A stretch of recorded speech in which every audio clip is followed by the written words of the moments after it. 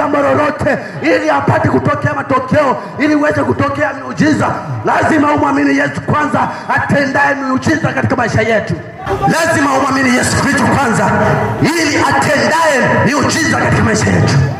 Vyote havina maana katika maisha yetu pasipo Yesu Kristo. Vyote havina. Hata tunapomwona yule jemadari, tunamuona yule kamanda ambaye anaitwa na Amani.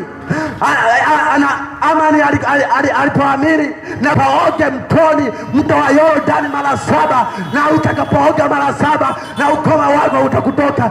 Aliamini huyu mtu na kaamini ya kwamba ni kweli nitakapoenda kuoga katika mto wa Yordani mara 7 huo ukoma utatoka. Kwa sababu gani anapata matokeo chanya? Kwa sababu alikuwa ameamini, na alikuwa amemwamini mtumishi wa Mungu ambaye alikuwa na imani ya ndani ya Yesu Kristo.